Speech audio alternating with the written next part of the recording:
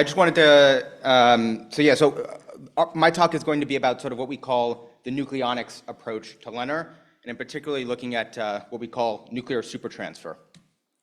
So the LENR team at MIT is a multidisciplinary one, and our goal is sort of best summed up with this line that we have on our lenr.mit.edu website, which is to sort of rigorously evaluate anomalies in the LENR literature, and then try to sort of contextualize them in known physics principles recognizable to the broader scientific community. And this is our team.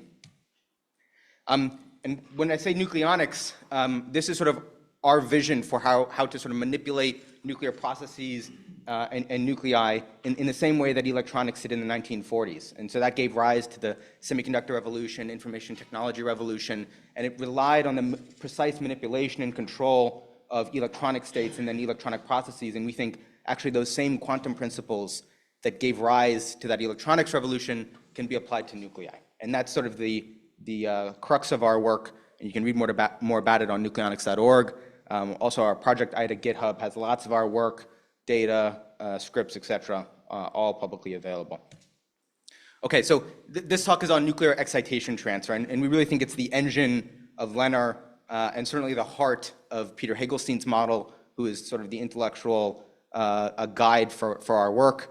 And we have a preprint, and we were very lucky to hear Peter describe his model in broad and great detail this morning. But I'll just dig into this accelerated nuclear excitation transfer concept.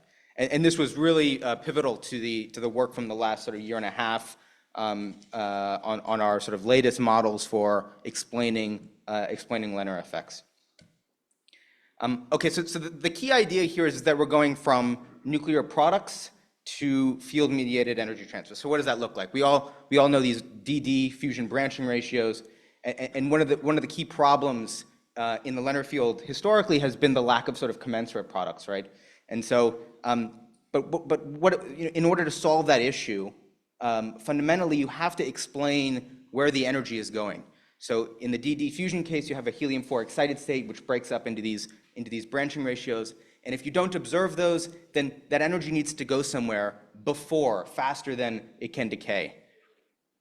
And so the way we sort of see this is the DD fusion transition to helium-4, so that decay down as a two-level system, that energy has to go and be transferred faster before the helium-4 excited state can decay into those canonical branching ratios. You have to have the sort of simultaneous decay of the DD state and a resonant excitation of, in our case, we think it's many low-lying palladium excited states, mediated by a field energy transfer, a non-radiative energy transfer. So instead of a photon emission or instead of this hadronic breakup, you have a field-mediated energy transfer, which we think is mediated by phonons or vibrational modes in the lattice, and Peter spoke about that this morning.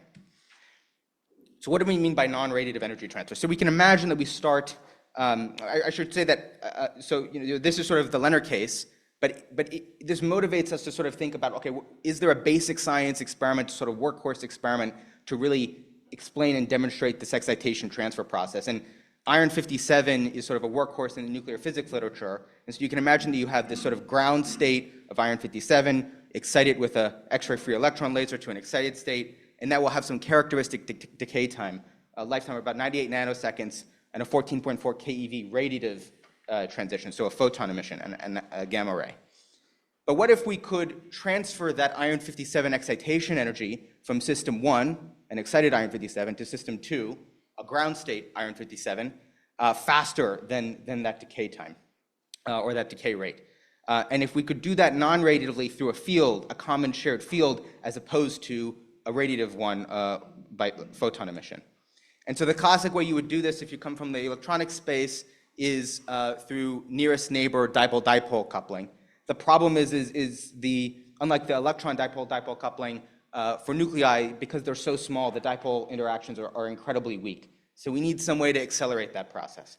And that's where sort of Dicke-Enhancement comes in. So what's Dicke-Enhancement? Well, it's best, it was sort of first described in Dicke's 1954 physical review paper, and it's sort of best summed up by this quote: "In the usual treatment of spontaneous radiation or spontaneous emission by a gas, the radiation process is calculated as though the separate molecules radiate independently of each other. This simplified picture overlooks the fact that all the molecules are interacting with a common radiation field and hence cannot be treated as independent. They have some sort of cooperative enhancement. So let's describe this sort of concretely. So if we prepare some state, and here in the Dirac notation we have n, which is the boson quantum number. So this is the bosons in the field, how excited the field is. And then you have, in this case, 4 two-level systems. So described by excited, i.e. with a plus state, or a ground state with the minus. And if you imagine some initial state where you have a vacuum, so 0 for the bosons, and then you have 4 two-level systems, 2 of which are excited. And if you prepare the state such that you know which 2 levels systems are excited, in this case the first and the second state, and then you imagine, well, what would happen if you have a spontaneous emission process? That means that the 0 goes from 0 to 1, so you have now a photon in the field, and you have now only one excited state, not 2. So you have a decay. Well, you count the number of pathways that it could take to go from that 2 excited state to 1 excited state. And as sort of Feynman described, the way you can think about this is that the number of possible pathways that sort of describes the scaling of the rate that you can expect. But what if we did the same thing? That is that you have a vacuum field and four two-level systems, but 2 excited states where you don't know which states are the excited ones. So you have many different possible combinations, a superposition of states. And then you evaluate that final state again in a superposition. Now you have many more pathways, many more pathways. And if you work out the combinatorics, the rate goes like this, where n plus is the number of excited states, and big N is the number of two-level systems. And then for different combinations, you can see that when you have 1 excited state, or you have an number of excited states equal to the number of two-level systems, i.e., so in case 1 and 2, 1 is you have 1 excited state of the ensemble, and in case 2, all of the states in the ensemble are excited. The scaling goes like n. But if you have a scenario where the number of excited states is half the ensemble, so half the ensemble is excited, then you get n squared scaling. And this is what Dicke was talking about. This is where you can get that acceleration, that enhancement. And you can do this for nuclei too. This was first proposed in 65 by Terhune and Baldwin in Physical Review Letters. And they say the usual assumption that each nucleus radiates independently of the states of other nuclei in the system is incompatible with the coupling of the nuclei through the common electromagnetic fields. And Shumakov et al. In Nature Physics in 2017 claimed to be able to demonstrate this nuclear superradiance for the first time. Okay, so we want to do an iron 57 nuclear excitation transfer that is Dicke-enhanced. So functionally what that means is we have to go from the left side to the right side. On the left side, you have a single excited state of iron 57, which has this characteristic decay time. And instead, we need to make this sort of superposition excited state of an ensemble of iron 57 nuclei, where the scaling of the decay would change. Okay, let's first start with down conversion before we get to excitation transfer. So let's talk about spontaneous emission. So we can prepare a Hamiltonian. This term describes the energy of the two-level system, so that's the energy of the iron 57 nuclear transition. Then we have the energy of the contribution of the external oscillator, so that's the sort of external common field. And then we have the interaction term, so this is the interaction between the two-level system, or the iron 57, and that common field. And then this is a Hinton diagram which we can use to analyze the quantum dynamics of the system. The first term describes the state of the two-level system, so plus for excited and minus for ground. The second term describes the number of bosons in the field, right? So 0 for vacuum and 3 in this case for the most excited field. And so we can imagine a scenario where we have a spontaneous emission process where the emission is of a photon that is equal to the two-level system energy. So here that means that delta E, the two-level system energy, is equal to h bar omega. That is the quanta of energy we're talking about. So this is basically just a spontaneous emission process. And so functionally what that looks like is you excite an iron 57 with an X-ray laser, you get into this plus 0 state. So again, that means it's excited and the field is empty. And you have a decay to a final state of -1. So ground state with 1 photon in the system, that means it's decayed. And that requires coupling off resonant. So we start in this +0 state, couple off resonant to a -1 state, and then the key point here is that you have 1 U. So that's an interaction term. So that's the coupling, the exchange of that boson with the field. So that's where you go from a 0 to a 1 state. Now, what if you had a scenario where the two-level system is not equal to the boson energy? In this case, the boson energy is a third of the energy of the two-level system energy. And so that means basically you're going from an initial state of plus 0, so excited state with an empty field, to minus, so ground state, but 3 bosons in the field. That means you have to couple 3 times. So there's three U's, and that looks like 1, 2, and 3. So we start in this plus 0 state and get to the minus 3 state. Now, what's the point of this? Why am I showing you this? The point is that the rate for this transition from the initial to the final state will scale like U to the number of bosons exchanged. So in the top right, it was 1 boson, so U to the 1. And remember, U is a small number. This is the coupling term. So this is much less than the excitation energy, or in this case, the boson energy. But what happens when we have a mismatched oscillator, right? Well, now it's going U to the 3. Now we get really small rates. So this is really, really unlikely to happen. Now, excitation transfer is different. So again, we have our Hamiltonian. Now this describes two-level systems, the external oscillator field, and interactions between the field and each of the two-level systems. Now we have a slightly more complex Hinton diagram. The first term represents the state of the first two-level system, excited or ground, the second for the second two-level system, and the third for the bosons in the field. Again, we're dealing with a mismatched oscillator system. That means that the delta E, the two-level system energy, this is the 14.4 keV transition for the iron 57, is much greater than the oscillating external field. Now, what is that external oscillator? In this case, so it's a complicated diagram, but we'll walk through it slowly. We have an external oscillating magnetic field. And so if we look at this diagram on the right here, again, we start from a ground state ensemble of iron 57. We excite it with the X-ray laser, and now we have our initial state here. So that's iron 57 star, so that's like a plus, that's like an excited iron 57 state. The second term is iron 57 in the ground state, so plus, minus, and N, that's the number of bosons in the field. And we want to get to this final state. Now this final state looks quite similar. The only thing that's different is the star has gone from the first here to the second state. That's just excitation transfer, right? So that is energy transfer from one iron that's excited to the other iron that's not excited. And there's 2 pathways. One pathway, there's 2 off-resonant virtual pathways. One is where both iron 57 become excited, and one is where they both become de-excited. And each time you couple off-resonant, you have to multiply by that coupling term. So we can go from the top one, so we couple off-resonant once and then twice, or we can go bottom once and then twice.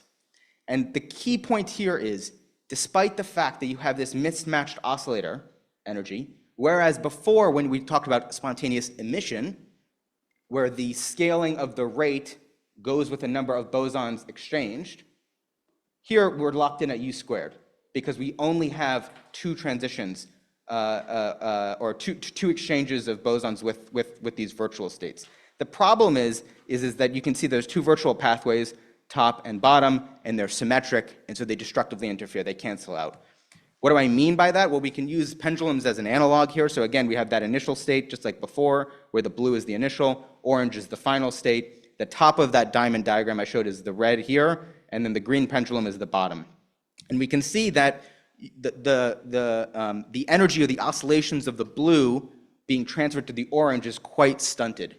And that's because there is destructive interference between the red and green pendulums. And you can see that the red and green are oscillating out of phase with each other. So this is what I mean when I say destructive interference. Now, what happened if we prepared a state where we broke that symmetry from top to bottom and we pinned the green pendulum put? Now, you actually can see some serious excitation transfer from the blue to the orange. And if you give it a second, you'll start to see those dynamics play out. Now you can get this excitation transfer. So we need to figure out some way to introduce some asymmetry. We need to break the symmetry between the two pathways. And so this is sort of how we propose to do it, and I'll walk you through this again carefully. So again, we start with exciting our system with an X-ray laser. Now, instead of transferring the energy from iron to iron, we need to break that destructive interference. So we're going to transfer the energy from the first term here is the nuclear system. So that's an excited iron-57 nucleus. And then the second system that we're going to be transferring to is an electronic system of lead. And so this is the lead 2p electron. The third term is, again, that the bosons in the external oscillating field. And the fourth term, which is a new one, is going to be sort of the X-ray electromagnetic field quanta, and that'll come into play a little bit later. Okay, so let's go from the top. So here we start with a plus minus, right? And then we have to go to plus plus. So we have the same excited iron-57 state, and now we have an excited lead state. What do I mean by this? I mean you have basically a lead ejection, a lead electron ejection. So you're exciting the 2p electron to a continuum state denoted here by epsilon. And that bar on top of the lead describes that there's now a hole in the 2p electron. And then when you couple down here, now the iron-57 becomes de-excited, and you exchange energy. You exchange a boson with the field, so that's why the ends change. Now, if you look at the bottom route, both become de-excited. So the iron-57 becomes de-excited. The lead stays the same because it was already de-excited. And when it couples up, you again get that same lead ejection scenario where the lead starts at a ground state 2p electron, which then gets excited into this continuum state. Now, here you can see the final state is off resonance still, and that's because we need to conserve energy, and the energy conservation comes from the change of this lead from being a lead 2p electron hole to that hole being filled, resulting in a 3D to 2p electron X-ray, fluorescence X-ray. So, in short, if this approach will work, then we should be able, the observable that would tell you that we're being able to do this accelerated nuclear excitation transfer would be this lead fluorescence X-ray. Now, what would this look like in an experiment? What it would look like is you have some iron-57 sample, in this case iron borate, which was what Chumakov et al. Used. And you put that inside a large solenoid, which is the basis for this uniform, spatially uniform oscillating magnetic field. The X-ray laser comes down the center of this solenoid. And in the solenoid, you also have a source of lead. And that's what introduces the break in the symmetry. Now the key challenge, and we'll see this later when we crunch some numbers, is that the key part about creating this Dicke state, this collective superposition state, is that all of those nuclei in the spot size of the X-ray need to be excited in phase with one another. And so in this case, you can see that the 4 different monolayers here. In this case, we would only get the first monolayer because the spacing of each monolayer of iron-57 is not, the spacing is much, much greater than the wavelength of the X-ray. And the wavelength of the X-ray is not a multiple, of the spacing between the monolayers. So you wouldn't get an in-phase excitation. And we'll come back to that a little bit later. Okay, so this is Peter's full Hamiltonian for the system just before we crunch some numbers. So again, we have the electron contribution from the lead, the nuclear contribution from the iron-57 system, and we have this external oscillating B field, which we model with an LC circuit. So this is the electron contribution of the 2-level system energy, the nuclear contribution, the LC circuit for the oscillating magnetic field, the coupling between the electron system and the B field, and the coupling between the nuclear system and the B field. We can add some meat on the bone here. Again, that's the electronic 2-level system energy, nuclear 2-level system energy, the oscillating B field. This is the coupling between the electronic and the electronic system and the B field, and the coupling between the nuclear and the B field. Now, if you, again, work out all those combinatorics for this excitation transfer scenario like we did before for the down conversion scenario, you get a slightly more complicated result. And the key point here is that under a particular scenario where the system A, so this would be like for the iron-57, is half excited, and the system B, so like the lead, is completely all in the ground state, you can actually get n to the 3rd scaling. So you can get super radiance, if you will. But this is for excitation transfer. So the n-third scaling is super powerful. Okay, let's punch in some numbers. So just some assumptions before we go into the diagram. If we assume only this monolayer scenario where we can only get a Dicke state in the first monolayer, and we assume that this iron borate is 100% enriched iron 57, a bandwidth from X-ray free electron laser of 1 eV, 1.5 times 10 to the 9 photons per pulse, which comes from the Chumakov experiment, a 300 micron spot size, et cetera, et cetera. Then you can make this heat map where you can calculate the transfer rate, where the x-axis is the mass of the lead in the solenoid, and the y-axis is the strength of the B field. And you can calculate the excitation transfer rates from the iron 57 system to the lead system. And the rate to beat here is 7.05 times 10 to the 6, which comes from the decay rate of the iron 57. So again, we need to be faster than that. And we're close, but we're a little bit out of range. So this won't quite work as far as we understand under the present scenario. And so then what you need to do is basically find an iron compound where the spacing is such that you can get the in-phase excitation in multiple monolayers from the X-ray excitation. And so here we plotted the contour of the iron 57 decay rate, and it shows the parameter space if you assume 10,000 layers or a 10 micron excitation depth. This is the sort of parameter space where you can get observable excitation transfer, which would look like those X-ray those fluorescence X-rays. This is sort of a special thanks to my collaborators for working on this project, and then many thanks to many colleagues, many of them in the room, some have not, collaborators, supporters, and a special thanks to funding from and generous support from ARPA-E, the Anthropocene Institute, and then for me personally to the Winton Program for the Physics of Sustainability, and I'm happy to take any questions. Okay. Okay. We have 2 minutes for questions. Yeah, please. For interpretation of cold fusion, it is very important to understand the deep Dirac level. So I sent you and your group about this interpretation. So physics community should include deep Dirac level. So I hope your group will understand the mechanism of deep Dirac level and share this information to the physics community. Later, please discuss with me. Okay. Comment? Professor Iwamura, please. A nice presentation. I love your terminology, nucleonics. Anyway, now you are planning the excitation experiment, right? Yeah, so we're putting together a manuscript to formally propose this experiment, and whether it's us or someone else that does it, we'll put that out, and then hopefully that experiment gets done. Okay, and the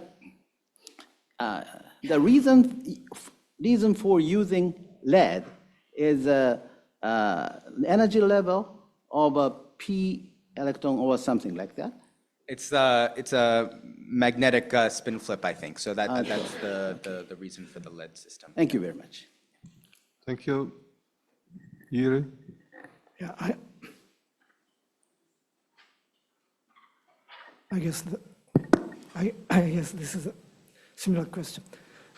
You have a result of the experiment you did?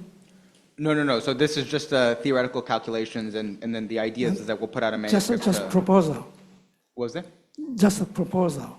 Yeah, to propose the experiment, and then whether it's us or maybe the Chumakov team that published on the nuclear superradiance, maybe they could do the experiment. All right. And then you need some kind of, anyhow, the small excitation for the other things. Otherwise, the symmetric system is broken. All right?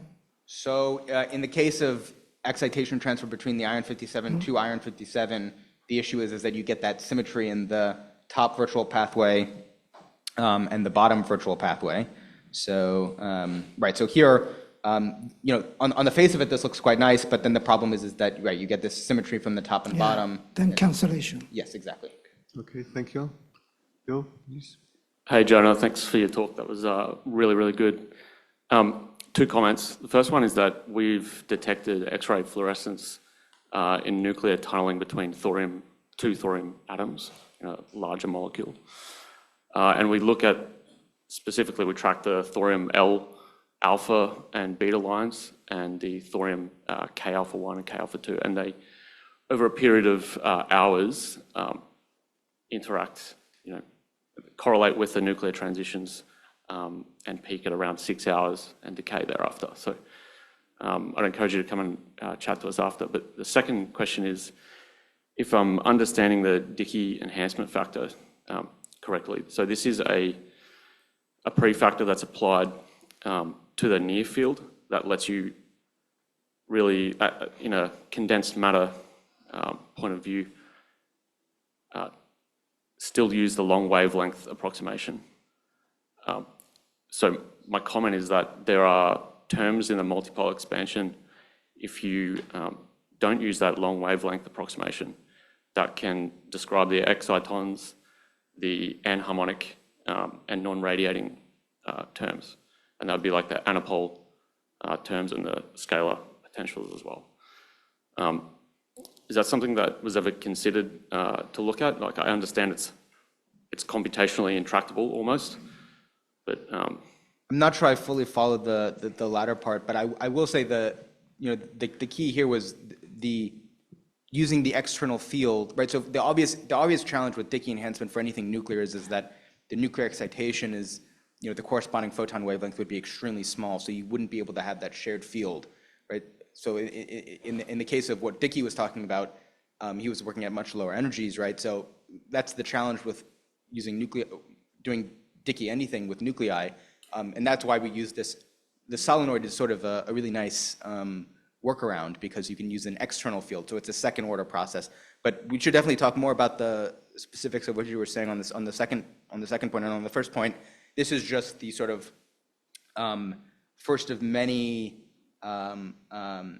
We have many sort of threads along these lines for manipulating nuclear decay and different nuclear dynamics. So this is just the beginning.